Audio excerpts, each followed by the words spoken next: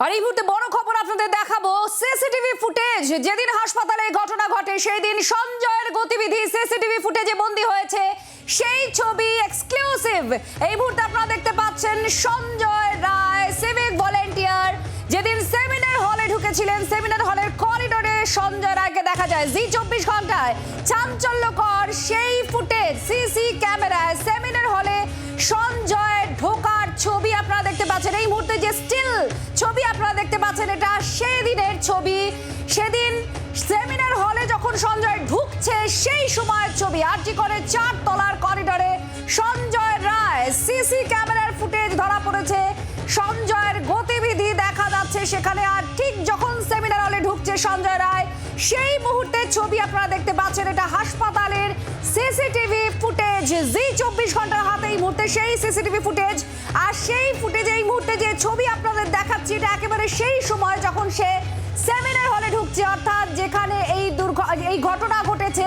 এই তরুণীর দেহ পাওয়া গিয়েছে এবং ধর্ষক এবং খুনি হিসেবে অভিযুক্ত হিসেবে গ্রেফতার করেছে এই সঞ্জয় রায়কে পুলিশ। এখন পুরো বিষয়টা বিচারাধীন রয়েছে। আমাদের সঙ্গে রয়েছেন আমাদের প্রতিনিধি পিয়ালি মিত্র। পিয়ালি আরো জানাচ্ছেন। পিয়ালি, একটু জানতে চাইবো এই সেই ছবি যেখানে সঞ্জয়কে দেখা যাচ্ছে সে ঢুকছে সেমিনার হলের ভিতরে, কি জানা যাচ্ছে?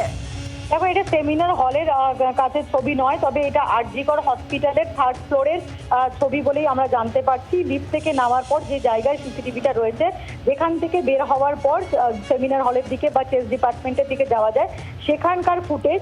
এবং এই ফুটেজ থেকে এটা স্পষ্ট যে সেদিন রাত্রিবেলা সঞ্জয় যে ওই হসপিটালে ঢুকেছিল সেটা আগেও পুলিশ দাবি করেছিল এবং পরবর্তী সময় সিবিও সূত্রেও জানা যায় যে সঞ্জয় ওই রাতে যে একেবারে একাধিকবার ঢুকেছিল এবং রাত্রিবেলা 4:30 নাগাদ যে আবারও ঢোকে এবং তার পরপরই এই ঘটনা ঘটে।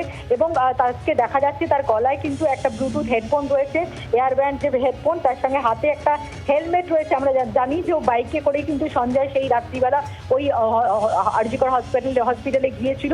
ফলে যে ফুটেজটা সামনে এসছে তাতে দেখা যাচ্ছে, যে ছবিটা দেখা যাচ্ছে, এটা একটা করিডোর, সেটা আরজি কর হসপিটালের 3rd ফ্লোরের যে করিডোর সেটাই বলে জানা যাচ্ছে। এবং সেই ফুটেজে কিন্তু সঞ্জয়কে যেতে দেখা যাচ্ছে এবং এখান থেকে কিন্তু সঞ্জয় এই করিডোর থেকে বের হওয়ার পর যে সেমিনার হল রয়েছে সেখানের দিকে সে গিয়েছিল বলে কিন্তু জানা যাচ্ছে। পিয়ালি, এটা আরেকটু জানতে চাইবো এর মাধ্যমে কিভাবে পুলিশ পুরো বিষয়টা সঞ্জয়কে গ্রেফতার করে, ঠিক কি হয়েছিল সেদিন, কি কি তথ্যকে জুড়ে নিয়ে এই সঞ্জয়কে গ্রেফতার করেছে পুলিশ? দেখো, সেদিন যখন এই ঘটনা সামনে আসে, পুলিশ যখন তদন্তে নামে তখন হসপিটালের কোথায় কোথায় একেবারে ইমার্জেন্সি বিল্ডিং এর কোথায় কোথায় এই সিসিটিভি রয়েছে, বিশেষ করে এন্ট্রি বা এক্সিট গেট, এখানে কোন কোন রাস্তা দিয়ে রাত্রিবেলায় ঢোকা যায় সেগুলো তারা দেখেন। এবং তারা যখন দেখেন যে রাত্রিবেলা শুধুমাত্র সামনের দিক দিয়ে প্রবেশ করা যায় এবং যে রাস্তা দিয়ে সামনের দিক দিয়ে প্রবেশ করা যায়, লিফট থেকে একেবারে লিফটে ওঠার পরে যদি 3rd ফ্লোরে নামে, 3rd ফ্লোরের করিডোরের কাছে একটি সিসিটিভি রয়েছে। সেমিনার হলের কাছে কোনো সিসিটিভি নেই, সেটা পুলিশ আগেই জানিয়েছিল। এবং এই সিসিটিভিতেই কিন্তু সঞ্জয়কে দেখা গিয়েছিল, অন্য আরো বেশ কয়েকজনকে দেখা গিয়েছিল। তারা কিন্তু প্রত্যেকটা হসপিটালে কর্মী এবং তারাও সেখানে ওই সময় কেন ছিল সেই সম্পর্কে তথ্য প্রমাণ পাওয়া গিয়েছিল। কিন্তু এই ব্যক্তিকে তার ছবি যখন ধরা পড়ে সেইটা নিয়ে কিন্তু প্রশ্ন দাঁড়াতে গিয়েছিল পুলিশের মনে। এবং পরবর্তী সময় পুলিশ যেটা জানতে পারে যে এই ব্যক্তি আসলে সঞ্জয়, যে ওয়েলফেয়ারের সঙ্গে যুক্ত, কলকাতা থেকে একজন সিভিক ভলেন্টিয়ার, একজন হোমগার্ড, সেটাকে চিনিয়ে দিয়েছিল। এবং সঞ্জয়ের ওখানে প্রবেশ হওয়া সিসিটিভিতে এবং পরবর্তী সময় সেখান থেকে সিসিটিভিতে দেখা যাচ্ছে যে বেরিয়ে যাচ্ছে এবং তার গলাতে যে এয়ারব্যান্ড, এটা সঞ্জয়ের এই করিডোরে বা এই আরজি কর হসপিটালে ঢোকার সময়ের ছবি। এবং পরবর্তী সময় যখন সঞ্জয় বেরিয়ে গিয়েছিল সেই সময় কিন্তু তার গলায় যে নেক ব্যান্ডটা দেখা যাচ্ছে, এয়ারপোর্টটা, সেটা কিন্তু ছিল না।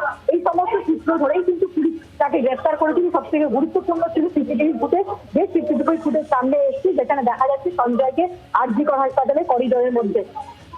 ধন্যবাদ পিয়ালি মিত্র, আমাদের প্রতিনিধির সঙ্গে ছিলেন। এই মুহূর্তে এক্সক্লুসিভ সেই ছবি আপনারা দেখতে পাচ্ছেন যেখানে ঘটনার দিন আরজি করের 4 তলার যে করিডোর সেখানে সিসিটিভিতে সঞ্জয় রায়কে দেখা যায়।